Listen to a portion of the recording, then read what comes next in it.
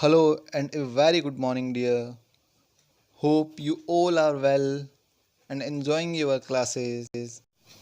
In our last class, we started our chapter Microorganisms, Friends and Foe. Today, we will continue the class Microorganisms. We will study today the types of microorganisms. As the first one is bacteria. These are mostly single cell and are unicellular because the bacteria which have single cell are called unicellular organisms. These are found in colonies, means these are found in large groups, means these are not available single at any place. As bacteria are present everywhere. Here are bacteria on paper, here are bacteria on this pencil. So we can say these are many in number. We cannot see them by the normal eyes, means we need the microscope to see the bacteria.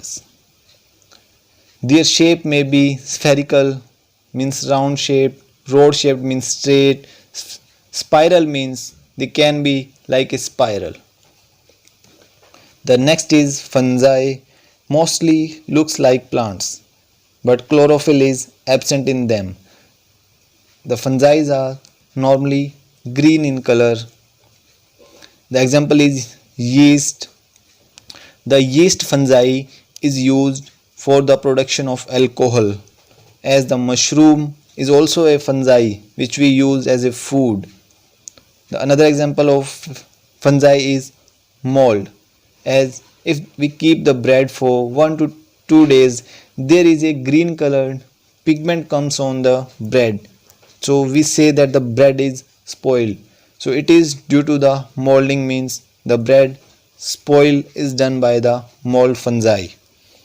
Now next, moving on to protozoa. Protozoa, these are mostly aquatic, means these are mostly living in the water. Example, the amoeba, paramecium, plasmodium, all are the example of protozoa. Mainly we can say protozoa are the disease causing, as the plasmodium protozoa is the carrier of malaria disease. Now next, moving on to algae. These are also aquatic, means founded in water. We can usually see algae in water ponds, as you have seen in your home that in water tanks after some days there is a green colored layers comes in the tank. So it is algae. It is visible in homes also, in water tanks which we can see the green colored pigment. The one more example of algae is blue green algae. The next one is virus.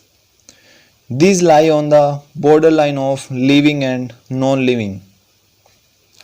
As what's the meaning of borderline? Because they act as dead when they are outside the living body, and after entering the body of living being, these act as live. Means if we see the virus outside, they pretend to be that they are dead, and when they enters the body they start harming the body. So we can say inside the body they act as live, means living.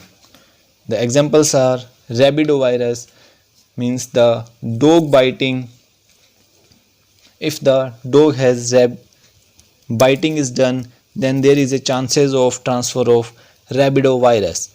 The another example is swine flu. The virus name is H5N1. As in dengue, the Aedes aegypti is the virus carrier.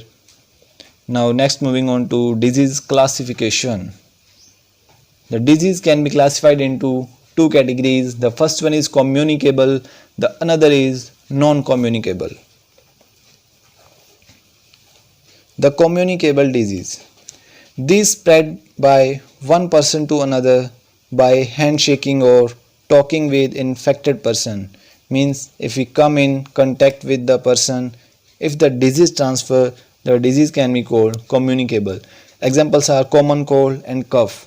if a person is affected from common cold or cough, and if a healthy person comes in contact with this person, then there is transfer of disease.